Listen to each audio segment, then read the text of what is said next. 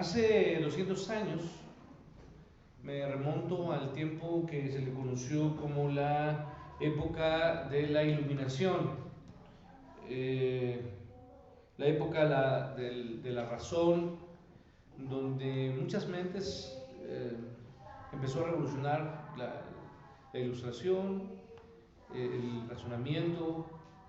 Y en la época de ese momento tan importante en la historia de la humanidad, donde se dieron sucesos de descubrimientos científicos de gran avance, ese pensamiento intelectual comenzó en su momento a cuestionar la existencia de Dios.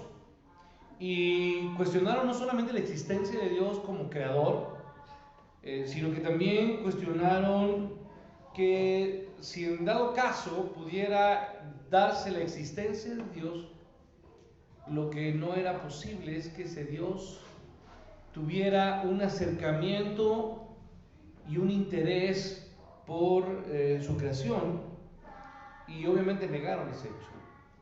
Si muchos hombres en ese momento de la Ilustración cuestionaron la existencia, otros dejaron ese asunto de la creación, porque no fue en ese momento donde Darwin comienza su teoría darwiniana, ¿no? del evolucionismo, porque acuérdense que podemos encontrar dos posturas hoy: el evolucionismo y el creacionismo, ¿sí? El creacionismo, en el cual usted y yo entendemos que Dios es creador de ¿qué, hermanos? De todo. Y es por eso que nosotros tomamos esto como una afirmación y un hecho. Creo en Dios, creador del cielo y de la tierra, ¿no? Pero en ese momento, repito, no solamente se cuestionó el hecho de que Dios existiera, sino que si existiera, suponiendo en ese supuesto que existiera Dios, ese Dios no estaría en ningún momento interesado por su creación, ¿sí? No tendría un contacto íntimo o un control sobre su creación. En dado caso, si Dios creó, porque de la nada sale. Esa es una conclusión que tendría que ser muy clara para nosotros. De la nada sale, ¿sí? Entonces, Dios, para ellos, se desconectó de su creación y solo estableció leyes físicas que usted y yo conocemos, de cómo funciona la creación, porque podemos decir que la naturaleza, y desde que usted quizá tuvo algún estudio académico en la primaria o secundaria, de esa educación básica, por lo menos entendimos algunos ciclos, ¿no? El ciclo de vida: nace, crece, se reproduce y ¿qué? Y muere, ¿no? Y entendemos leyes físicas como la ley del sonido, ¿no? La ley de cómo se transporta la luz, ¿sí? La ley de la física en cuanto a que todo lo que sube tiene que bajar, ¿no? Ley de gravedad y muchas leyes. Y quizá usted recuerda por ahí operaciones aritméticas del pi, ¿no? ¿Cómo se obtiene el pi? 3.1416, ¿no? Y quizá usted hace cálculos de a cuadrada más b cuadrada y lo que resulta, y por ahí algunos se atrevieron a estudiar, bueno, los que pasaron prepa tuvieron que pasar por geometría analítica, ¿no? Y tuvieron que haber estudiado derivadas, ¿no? Integrales y cosas muy bonitas que a mucha gente le llaman la atención y a otros no les gusta, pero también vieron cómo se componía el agua.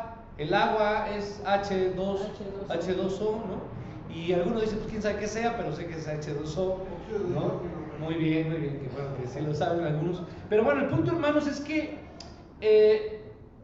la gente llegó a creer que en ese momento hubo un Dios que estableció leyes que se cumplen, y que vemos que el efecto, por ejemplo, de hoy, de erosiones y de eventos naturales, pues no vienen de la nada.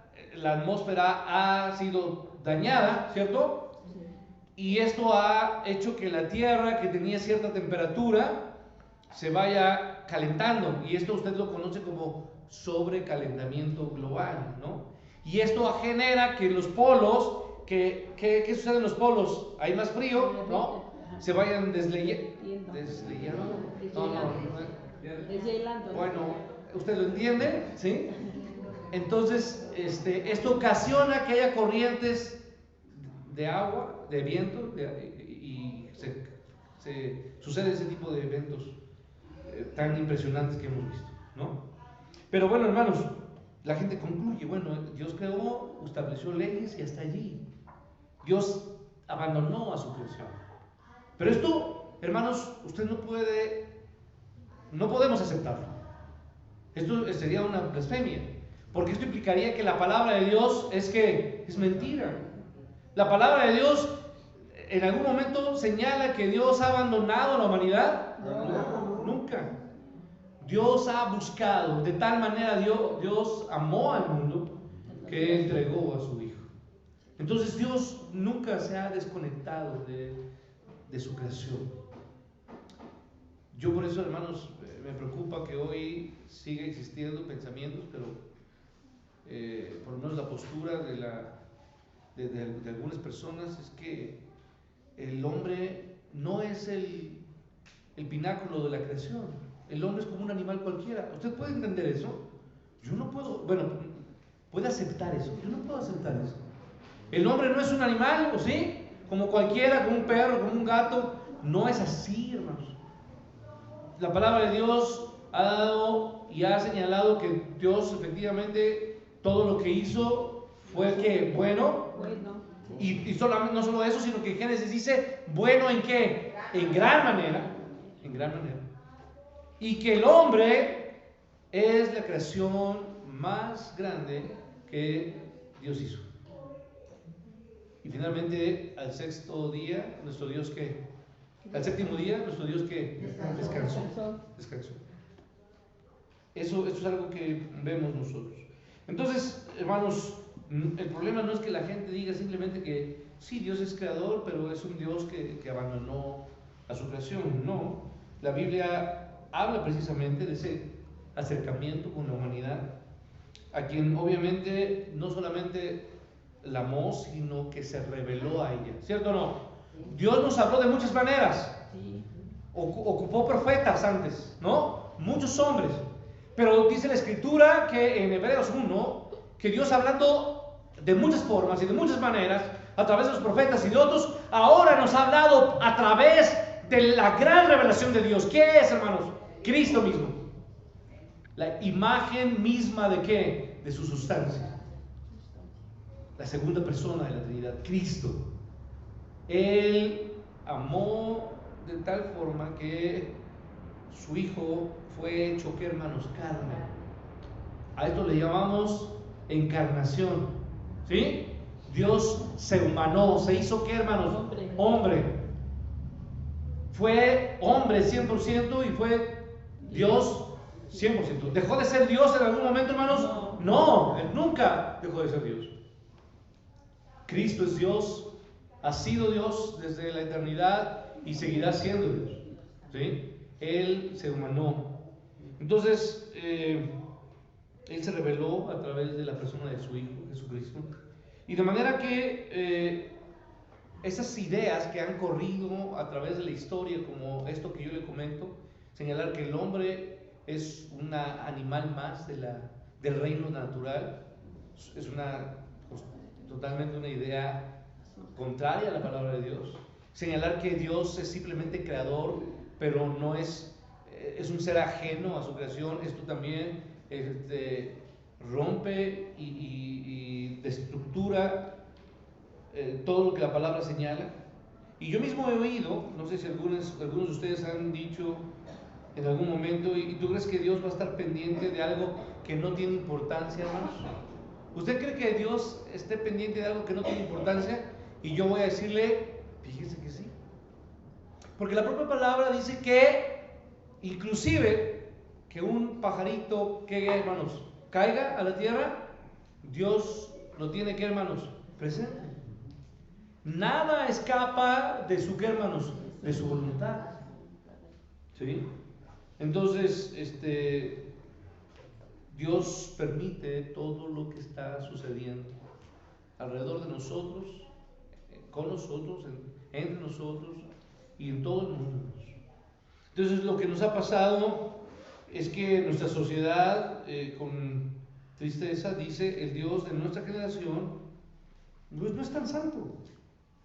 No es tan santo, y tú sabes que Él tampoco le importa en realidad mis pecados.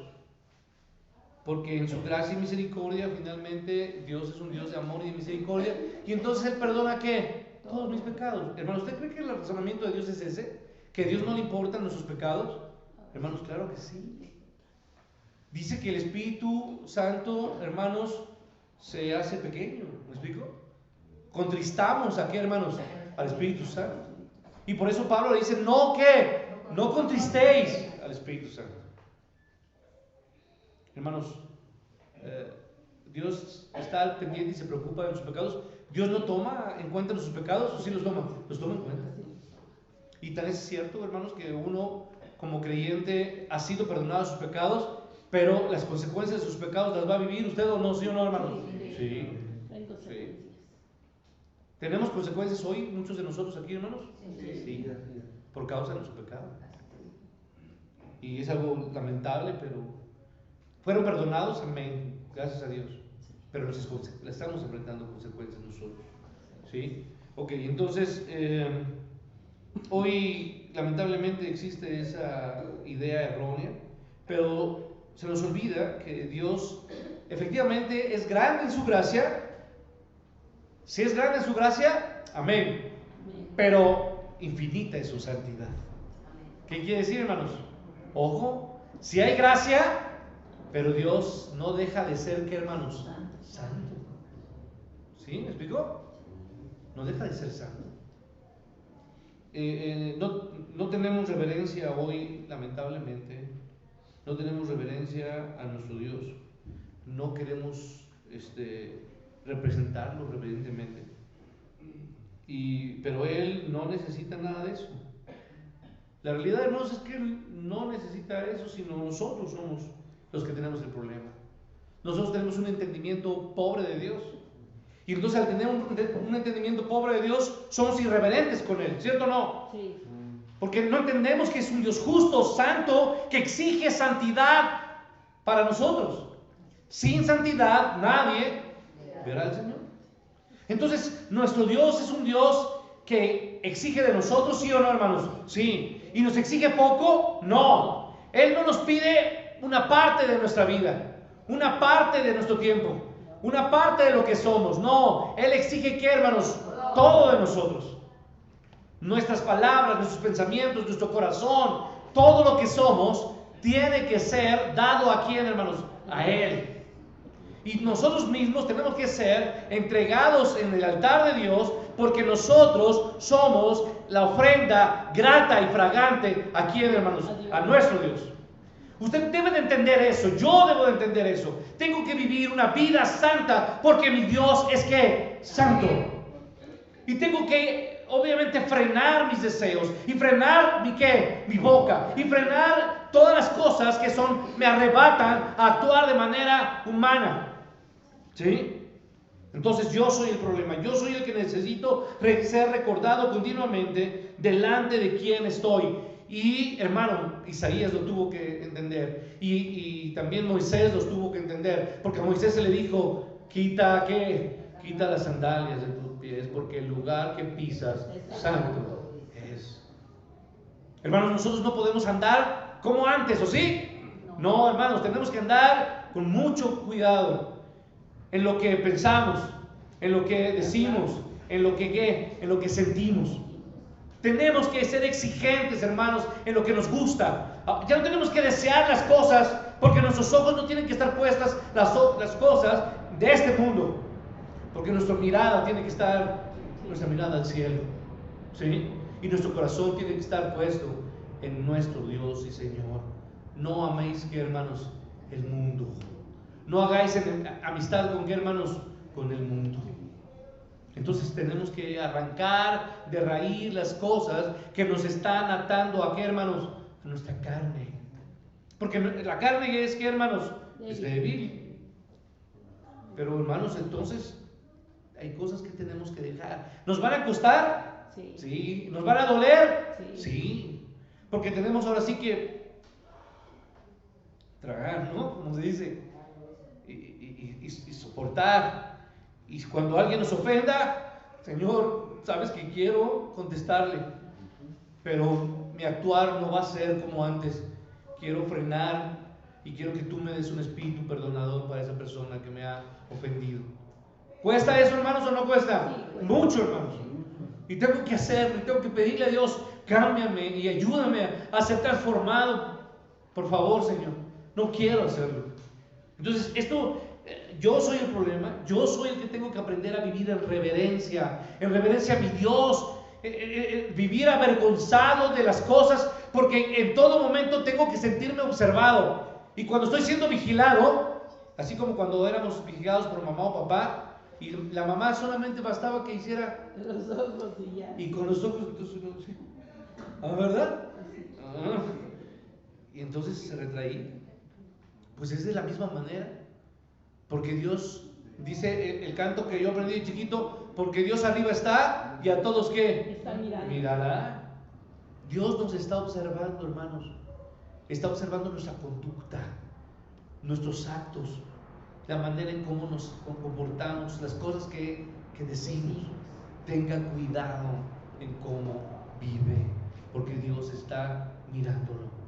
Y usted tiene que hacer cosas que agraden a nuestro Dios. Hermanos, entonces yo tengo que aprender a rendir cuentas y saber a quién represento. ¿A quién representamos, hermanos? A nuestro Dios y Señor.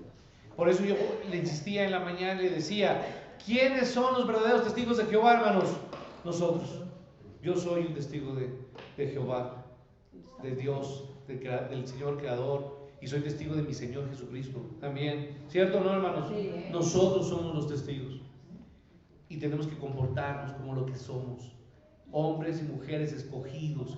Linaje, ¿qué, hermanos? Escogido. Real, ¿qué, hermanos? Sacerdocio. Pueblo, ¿qué? Suyo. Pueblo comprado por la sangre de nuestro Señor. Y tenemos que aprender a vivir para Él, porque fuimos comprados por sangre. ¿Sí, hermanos? Sí. Entonces, de ahí, de esa tendencia pobre, de ese conocimiento pobre hoy de Dios que existe en muchos lugares y aún en las iglesias que tienen conocimiento pobre de Dios tienen un entendimiento pobre y entonces tienen actitudes irreverentes a Dios. ¿Me explico? Sí. Se dirigen a Dios con informalidad, de una manera menos reverente, menos piadosa, menos digna y más mundana. Y cuando digo más mundana implica más de este mundo. Yo no me puedo dirigir a Dios como si fuera mi carnal. ¿Me explico? No, hermanos. No, hermanos. Sí es cierto que Él se ha mostrado como mi amigo, pero Él es antes que nada mi Señor y Rey. ¿Sí? Y en reverencia tengo que dirigirme a mi Señor. Entonces, ya había Dios dicho, hermanos, y ya tengo que terminar, que nada es tan importante para el hombre como el conocer más de Dios. Conocer más de Dios. Para que Dios de esa manera sea glorificado como Él merece. Y déjeme decirlo otra vez, para que Él sea glorificado como Él merece. Y quizá algunos hermanos pueden decir, gloria a Dios, aleluya. Pero espéreme, déjeme detenerme. No vaya tan rápido. Para que Dios sea glorificado como Él merece, yo necesito un conocimiento más alto, más elevado, más santo, más grande de Dios. ¿Sí? Entonces yo necesito un concepto de Dios tan alto que Él obviamente se ofendió gravemente, profundamente, sería una mejor palabra, por mi pecado. ¿Se ofendió Dios por mi pecado o no? Sí. Hasta el punto fue la profundidad de la ofensa contra Él que Él prefirió dar a su Hijo. A ver, hermano, con esto concluyo. Porque hoy nos vamos a acercar a la mesa, ¿no? A la mesa del Señor. Quizás si no lo entendió bien o no lo dije bien, nuestro Dios fue ofendido, ¿por qué? Por nuestro pecado. Porque, a ver, hermanos, cuando uno tiene uno que es padre y tiene un hijo y ese hijo actúa de manera loca, insensata, y entonces en la escuela nos llaman cuando dice, bueno, oiga, su hijo hizo tal cosa. ¿A quién está denigrando ese hijo? A uno. ¿Sí? Porque entonces los cuestiona la gente, pues ¿acaso no le qué? ¿No lo educó? ¿Eso fue lo que usted le enseñó como padre? ¿No? Hermanos, nosotros con nuestros actos y nuestros pecados hemos ofendido el nombre de ¿quién, hermanos? De Dios. Yo le preguntaría, ¿él hizo algo erróneo, hermanos? No. Nosotros fuimos rebeldes y ofendimos y profanamos su nombre. Esto tiene que avergonzarnos, porque tenemos que entender que fue tanta la ofensa, hermanos, que Él tuvo que enviar a su Hijo para que Él entregara a su Hijo y Él pagara por nuestras ofensas. Él tuvo que hacer un acto de justicia, porque la paga del pecado, hermanos, es muerte. Entonces Él prefirió, escuche bien, clavar a su hijo de sus 500 hijos. No, hermanos, ¿a su qué? A su único hijo, antes de pasar por alto mi falta. ¿Pasó por alto mi falta, hermanos? No, Él tuvo que pagar el precio.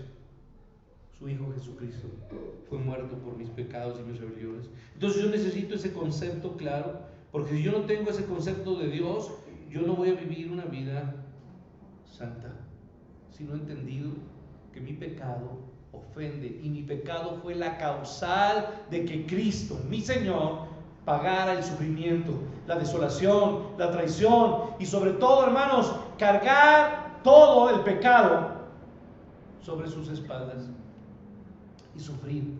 ¿Fue humillado? ¿Fue burlado, hermanos? Herido fue por mis transgresiones, varón de dolores, experimentado en quebranto, y tuvimos su rostro, y su rostro fue, y no lo reconocieron, porque fue desfigurado. Él pagó por nuestros pecados, y eso tiene que dolernos, hermano, pero más que dolernos, tiene que hacernos obedientes a Él, obedientes a su mandato. ¿Sabe, hermano? Obedientes a Él. Conocer de Dios, hermanos, entonces me tiene que llevar a un solo objetivo: a obedecerle a Él, a someterme a Él, a alabarle a Él, a glorificarle a Él y a decirle: Señor, arranco esto de mi vida porque prefiero a Cristo y nada más, y solo a Él. Dios bendiga.